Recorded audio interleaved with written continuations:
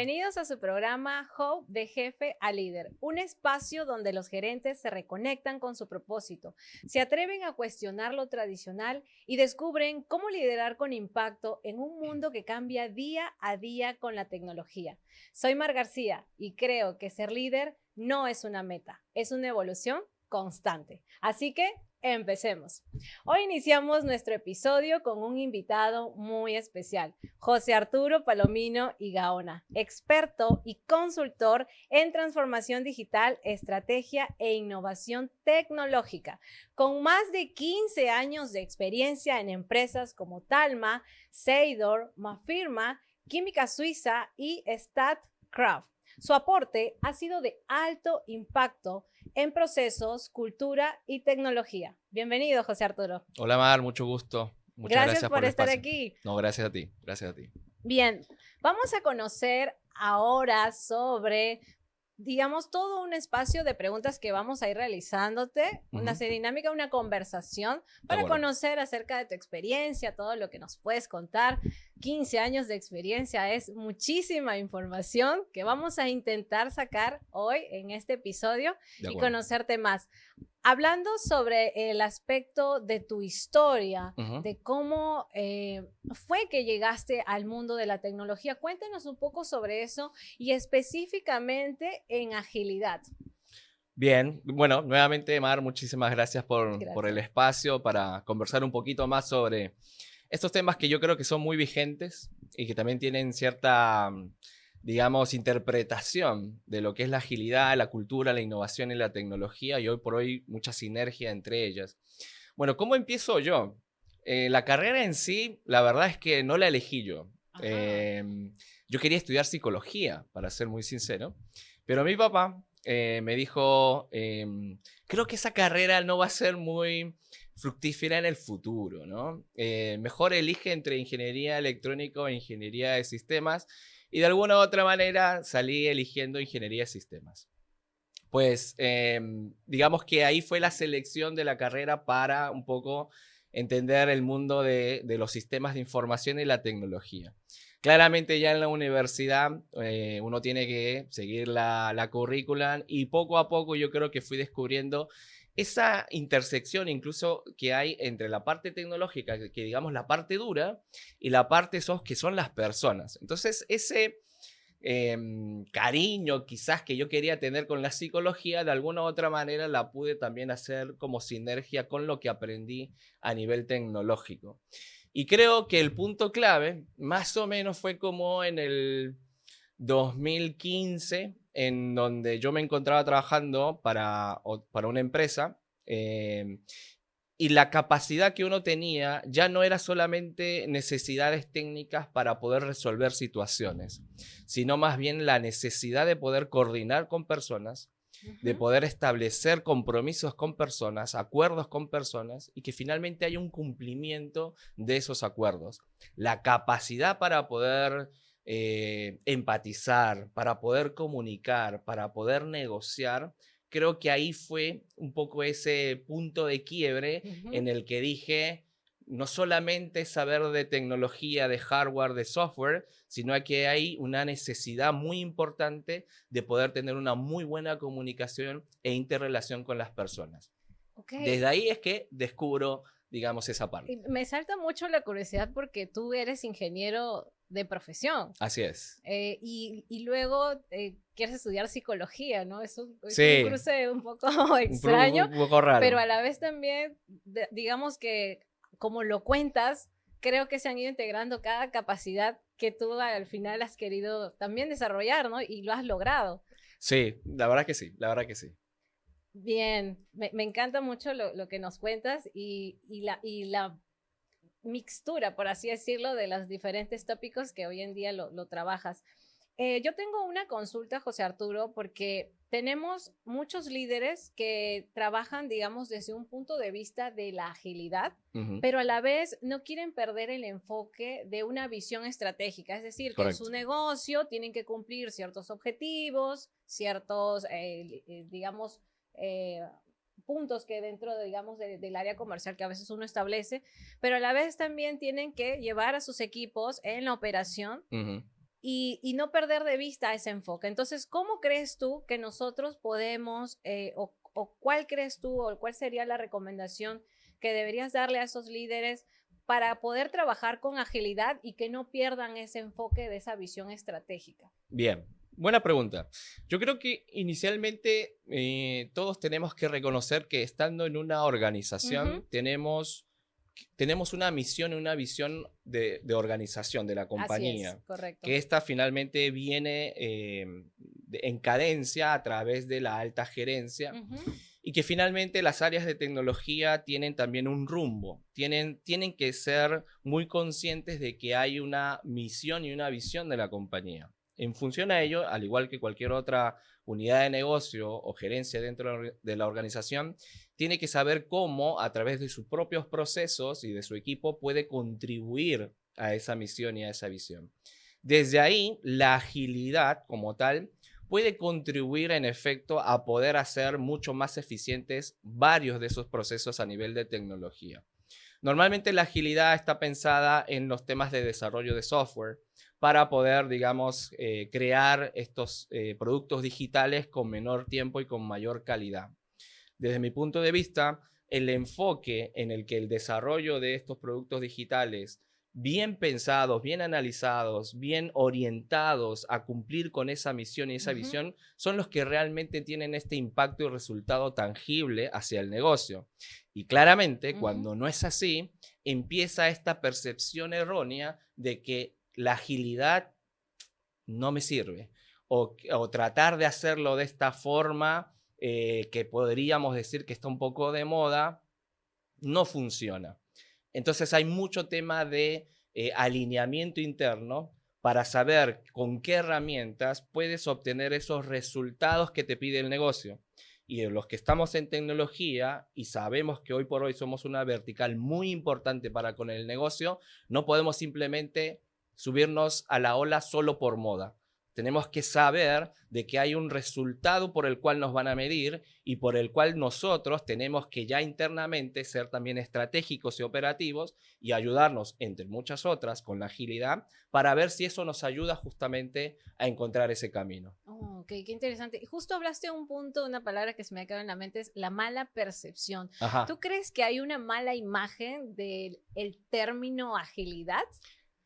Yo creería que sí. Nuevamente, desde mi punto de vista y mi experiencia, yo creo que hay una interpretación Ujú, de lo que es la agilidad y en función a ello, en cómo la practicamos. Yo he tenido la oportunidad de tener experiencia en varias organizaciones que en función a la cultura de la organización adoptan estos marcos de trabajo. eso justo era lo que te iba a preguntar. Ajá, También es como un enfoque, a veces bueno, quizás malinterpretan o decir que es una metodología, así es es. un marco de trabajo, solo es una Solo es una certificación. certificación tal ¿Qué cual. podría ser? No sé, Podría cuéntanos. ser, y es que es verdad, porque de alguna otra manera, a ver, ¿cómo llega, Ujú, digamos, la agilidad a una organización? Probablemente porque la compañía decide vamos a capacitar al equipo en agilidad. Y hay varios marcos de trabajo que seguramente tú también, Mar, conoces y que contratan a una consultora, a un, digamos, grupo que hace este tipo de capacitaciones y van y entrenan al equipo. Significa entonces que las personas que están recibiendo este conocimiento está enfocado a la manera en cómo esta consultora o este grupo de capacitadores interpreta esa agilidad. Finalmente la adoptan y dentro de esa opción empiezan a hacer las prácticas de las mismas. ajá. Ahora, ¿la organización estaría realmente preparada para esas prácticas? ¿Realmente la organización está en capacidad, gente, recursos, tecnología, personas, comunicación, procesos, en la capacidad de saberlas adoptar de manera correcta? Desde ahí ya partimos en una posible percepción de que si no funciona, si no está dando los resultados, entonces a alguien hay que echarle la culpa, ¿no? Entonces, ¿a quién le echamos la culpa? Fíjate que cambiamos hace como un año con este marco de trabajo y creo que las cosas no funcionaron bien. Bueno, por ahí entonces es que eso no funciona para nosotros. Y no quiere decir que no sea verdad. O sea, lo peor es que es verdad. Solo que hay que empezar a analizar si realmente el enfoque que le dimos, la forma en cómo lo adoptamos, estas prácticas, realmente eran las que el negocio necesitaba. Porque realmente en mi experiencia y bajo mi juicio, no todas son al pie de la letra lo que te dice el marco de trabajo. No es solo copiar y pegar. Exactamente, no funciona así, no funciona así. Okay.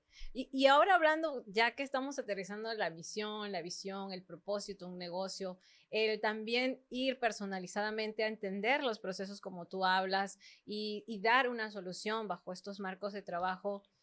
Ya hablando, digamos, en tu experiencia también sobre equipos técnicos y equipos de negocio, porque seguramente tu día a día lo vives, y cómo haces, digamos, cómo hace un líder ese puente de comunicación entre la operación de los técnicos y la línea de negocio para poder tener, digamos, esa agilidad y trabajar, digamos, en conjunto, ¿no? O sea, ¿cómo has visto tú también cuáles serían esas buenas prácticas que podríamos tener como líderes para que seamos ese puente de trabajo y de alineamiento sobre la agilidad? Correcto. Muy buena pregunta y perspectiva que hay que tener. Y recordemos un poco, no hace muchos años el área de tecnología normalmente era vista como un área, digamos, de soporte. Eso ¿no? es, sí, sí. Y, digamos, si bien tenía cierta relevancia dentro de la organización, digamos que no tenía un protagonismo importante.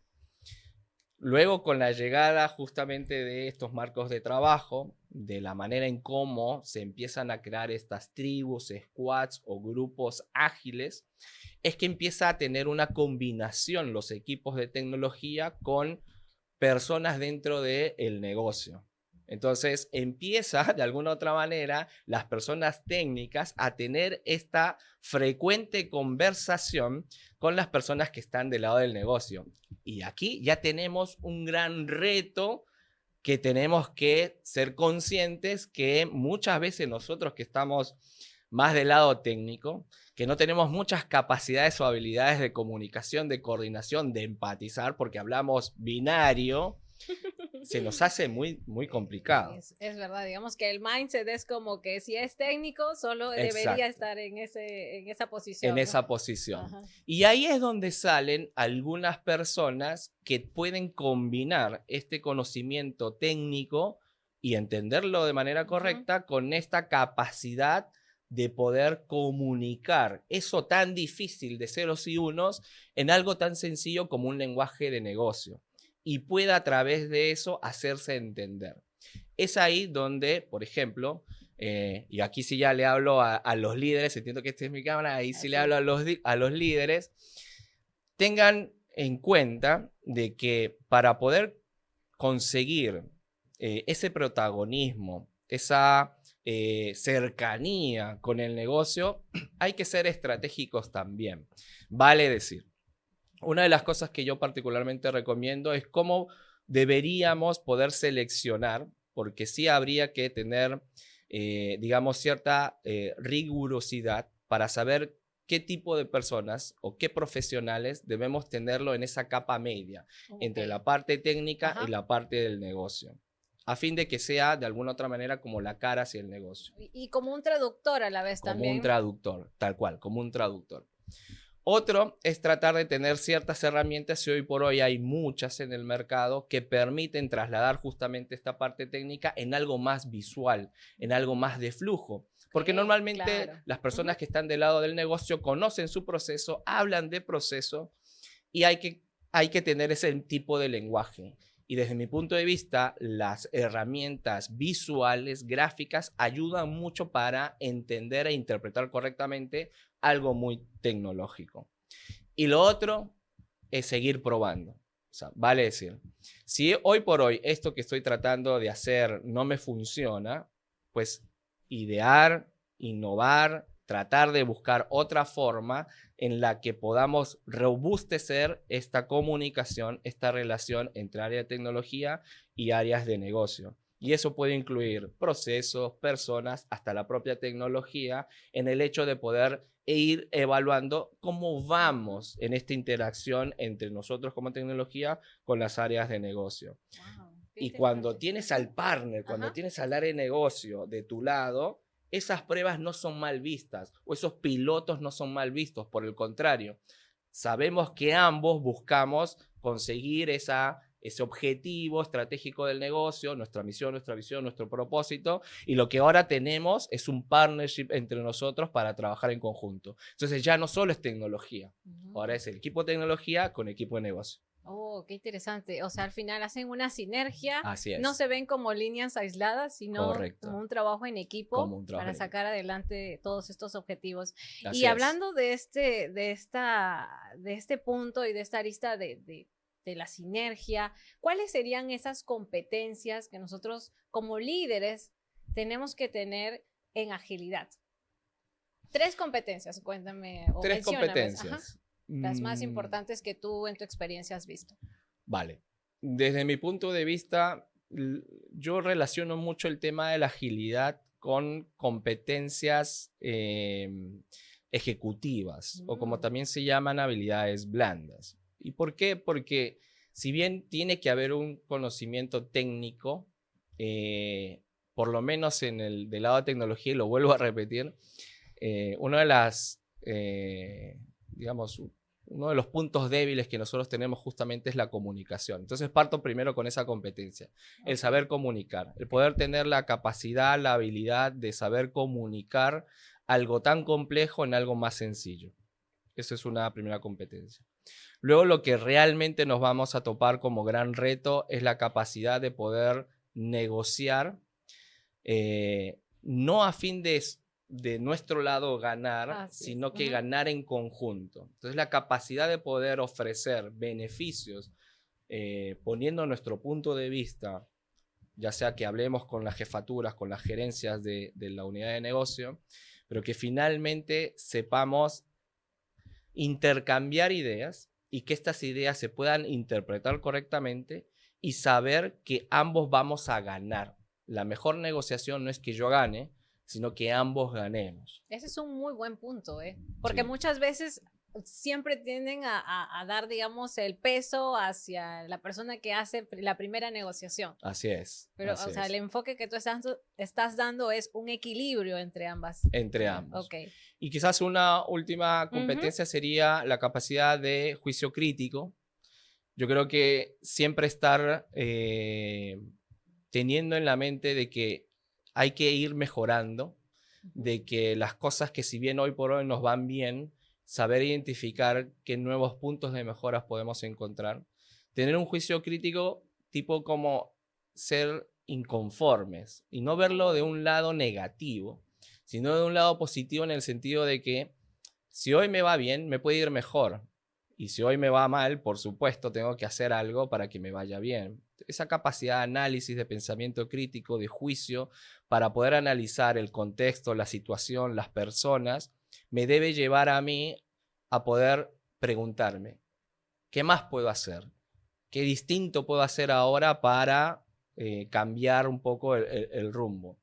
Y la agilidad, desde mi punto de vista, de manera ya conceptualmente mucho más amplia y no solo ligado al desarrollo de software, yo creo que va mucho por ese lado, por un tema de cultura, por un tema de personas, por un tema de comunicación, de saber negociar y tener ese juicio crítico para saber actuar a tiempo y después no estar lamentándonos, ¿no?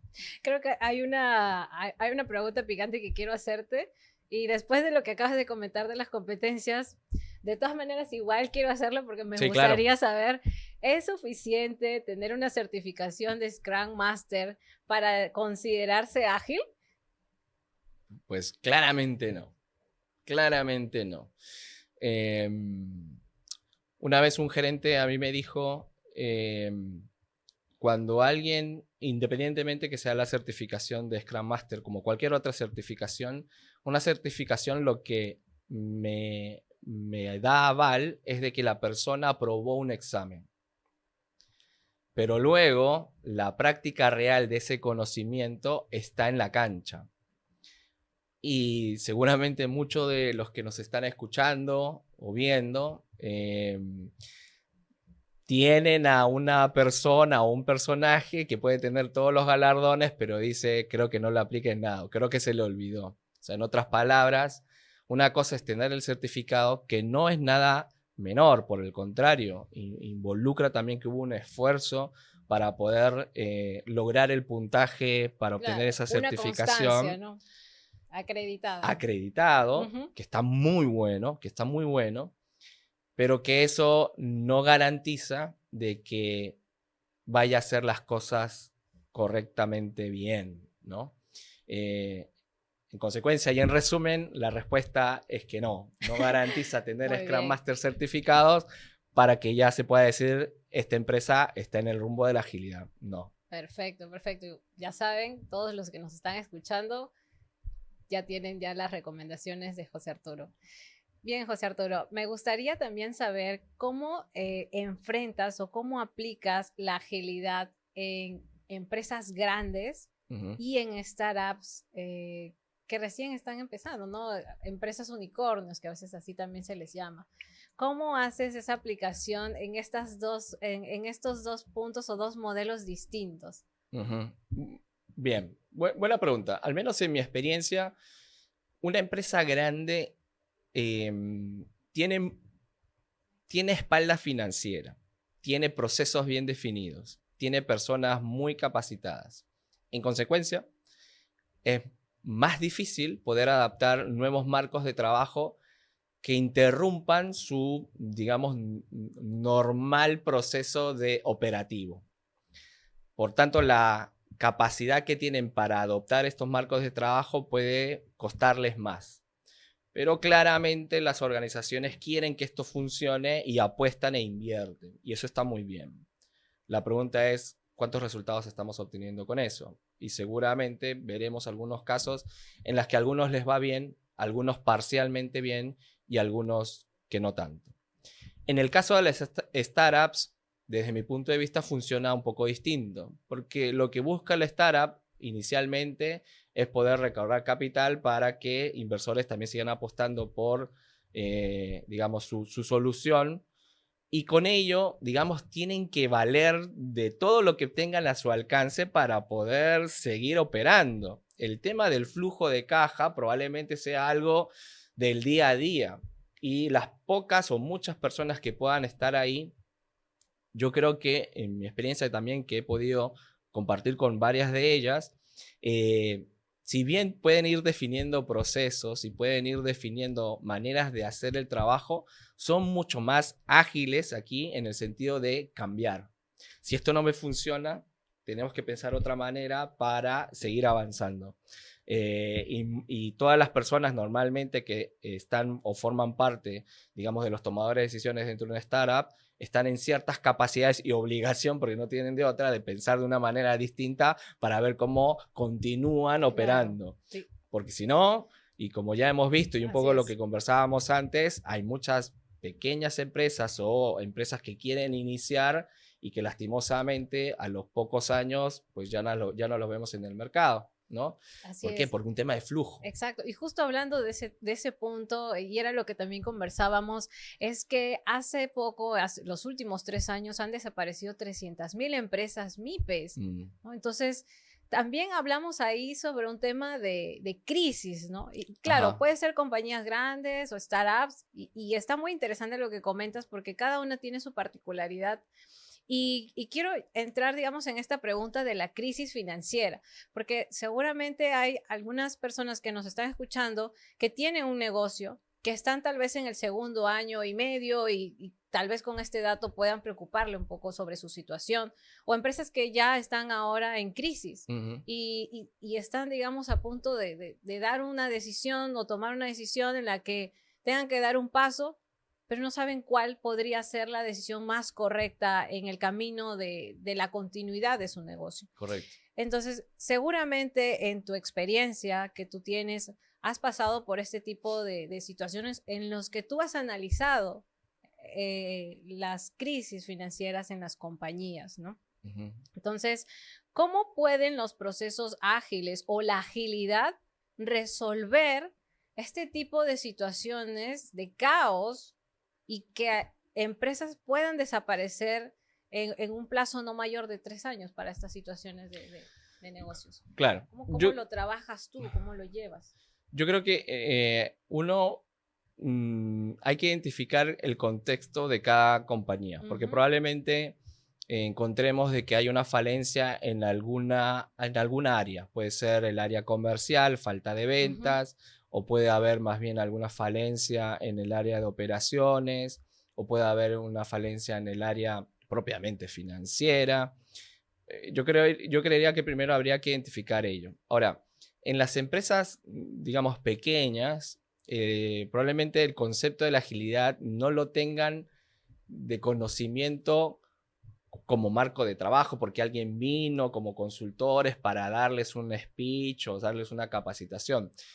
Probablemente para ellos la agilidad sea algo natural por el modo de supervivencia del negocio. Vale decir, culturalmente las pequeñas empresas tienen que sobrevivir o sobresalir y para eso tienen que reinventarse. O sea, en otras palabras, tienen esta agilidad casi como parte de su ADN por prácticamente el contexto y la situación en la que están viviendo. Entonces, lo que yo creo que ante toda crisis, primero hay que identificar dónde podría estar la causa raíz del problema. En función a ello, identificar cuáles podrían ser las posibles soluciones. Desde mi punto de vista, siempre hay una triada que ayuda mucho a tratar de resolver las problemáticas, vale decir, tecnología, procesos y personas. Una combinación entre ellas siempre ayuda a poder tener opciones de solución, ya sea a través de mecanismos de tecnología para que puedan implementarse o desarrollarse, a través de los procesos, porque de repente está muy desordenado, cada quien hace las cosas como cree mejor poder hacerlo y no hay un alineamiento y más bien crea conflicto y controversia. Y el tema de la gestión de las personas, a tu equipo, a tu cliente, a las personas que se interrelacionan dentro de una área. Entonces, una combinación de estas tres verticales creo que siempre permite tener alguna solución y la capacidad justamente de lo que decía, ¿no? El juicio crítico, la capacidad de analizar la situación, decir no estamos bien, en consecuencia tenemos que pensar cómo debemos sobrevivir, cómo tenemos que sobresalir y ayudarse de personas que tengan esas mismas capacidades o inclusive hasta medias revolucionarias, también influyen mucho en saber que de repente por ahí podría estar una solución que no hemos visto y que podríamos adoptar. Wow, qué interesante hablar acerca de estos pasos, porque prácticamente nos estás dando ya las recomendaciones de cómo abordar un negocio en un momento de crisis. También aplicaría para el tema de aportar valor a un negocio que tiene continuidad, está avanzando normal. ¿Serían las mismas buenas prácticas o alguna sugerencia que de repente quizás ahí nos podrías dar?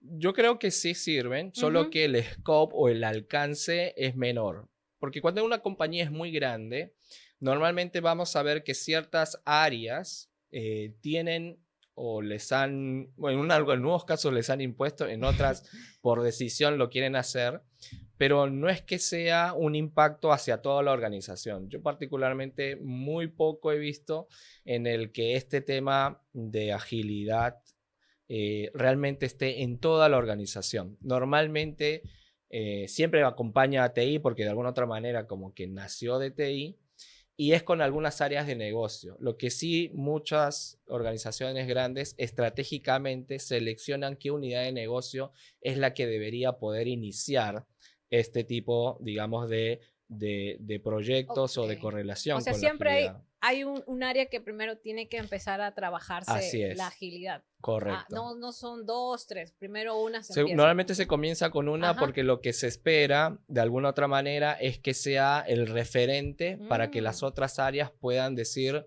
si funciona.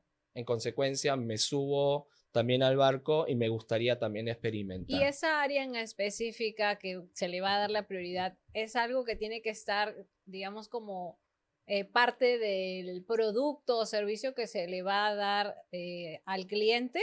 ¿O puede ser un área secundaria? Consulta Sí, por saber. usualmente, no usualmente, digamos, yo creo que hay una combinación entre con qué área quisiéramos empezar a prototipar Ok. o a ver con Ujú. qué área. Muchas veces es el área comercial, el área operativa, el área de recursos humanos o inclusive también ya con áreas de soporte, ¿no? Entonces como Claro. la de recursos humanos, administración, se pueden iniciar. Yo creo que más bien muchas veces la estrategia en compañías grandes es, como te comentaba, que marque un hito de que se está haciendo, también difundir lo que se viene logrando y en consecuencia ir sumando más embajadores para que puedan considerar estas prácticas ágiles en muchos de sus procesos. Qué interesante. Y justo lo que hablas es acerca también de lo que nosotros dentro de nuestro modelo Hope tenemos, que es la P específica de process, ¿no? Generar un orden, pero sin tener burocracia, porque también hay partes jerárquicas que algunas compañías lo realizan y tú lo enfocas, digamos, desde ese punto de orden, pero, digamos, generando una priorización, pero a la vez una comunicación lineal, digamos, entre los equipos. Y eso es bastante interesante. Y bien, para cerrar nuestro episodio, me gustaría hacerte una pregunta que esto ya va a todo nuestro querido público que nos está escuchando, y es, ¿qué le dirías a ese gerente que aún no se atreve a evolucionar? Al gerente que no se atreve o al jefe que no se atreve a evolucionar, quizás mi mensaje sería para cualquier persona que quiera evolucionar. Bueno, todos queremos evolucionar, por supuesto, claro todos queremos crecer, todos queremos desarrollarnos en nuestro campo, bajo la posición o rol en la que nos encontremos y de alguna otra manera queremos ser mejores. A ver, si lo enfoco netamente en los temas de agilidad, una de las cosas que yo sí recomiendo es capacitarse. Definitivamente adquirir más conocimiento siempre va a ser bueno, siempre es bueno. El conocimiento, una vez consumido, una vez que ya lo tenemos, hay que experimentarlo, vale decir, hay que aplicarlo, hay que practicarlo. Entonces, no nos quedemos únicamente con el conocimiento, busquemos aplicarlo. Y particularmente desde mi punto de vista, los conceptos de agilidad lo puedes aplicar tanto en la vida laboral como en la vida también personal. Otra de las recomendaciones que yo diría es evitemos mucho el conflicto entre, digamos, lo aprendido en el conocimiento. Ya se ha reducido mucho, pero antes había mucho conflicto entre lo que decía un marco de trabajo ágil bajo otra casa certificadora, bajo otra casa certificadora.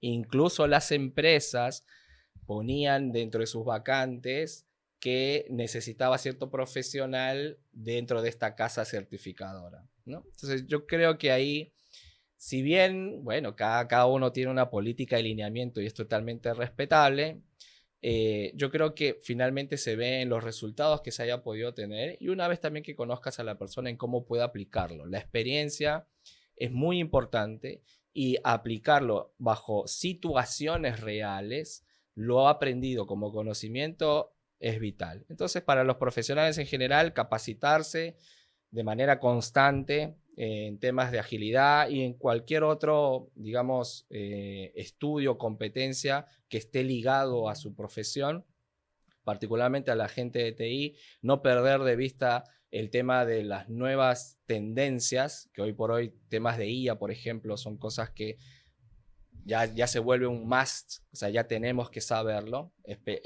ganar conocimiento, aplicarlo en experiencia. Hoy por hoy también no es que tengas que tener un trabajo para, digamos, aplicar mucho de lo que puedas aprender, propiamente uno puede hacerlo. Y otra de las cosas es saber interactuar, la capacidad que tenemos las personas para poder interactuar, generar contacto, generar empatía, nos permite abrir muchas puertas, nos permite negociar, nos permite poder entrar en conversaciones donde quizás antes no estábamos invitados, pero con la capacidad que tienes de empatizar, de poder negociar, de poder ser protagonista, muchas de estas puertas se te pueden abrir. Y en una organización o en el mundo corporativo, eso es muy importante, es muy importante. Yo creo que esa sería alguna de nuestras recomendaciones y siempre lánzate. O sea, no, como se dice, sin miedo al fracaso, ¿no? Así es. Ve y go ahead, como muchas veces digo, o sea, vaya. Lo peor que puede pasar es que, bueno, no te salió bien y ya está, es una experiencia. Claro. Y de esa experiencia aprendes, tienes aprendizajes y la vuelves lo analizas y vuelves con ello, ¿no? O sea, es tener esa constancia, disciplina para seguir avanzando siempre. Excelente, muchísimas gracias, José Arturo. Gracias por estar aquí, gracias por estar en nuestro episodio y espero que volvamos nuevamente a coincidir en otro Claro que sí. próximo capítulo para nuevamente conversar y seguir conociendo más acerca de lo mucho que tienes para brindarnos a todo nuestro público de toda la información y experiencia en todo lo que es agilidad, cultura, procesos, tecnología, todo ese triangular que nos contabas y los puntos claves. Nos ha encantado muchísimo. Gracias, José Arturo, por estar aquí. No, gracias a ti, Mar, gracias a todos los que nos están escuchando. Y nada, espero que haya aportado un poco de valor. Por supuesto que sí, Muchas claro gracias. que sí, has aportado muchísimo, José Arturo. No, muy agradecido. Hasta una nueva oportunidad. Gracias, chicos. Si les gustó el canal, por favor, dale click en la campanita y suscríbete. Estaremos colocando también las redes de José Arturo. Muchas gracias. Nos vemos. Chao, chao. Chao.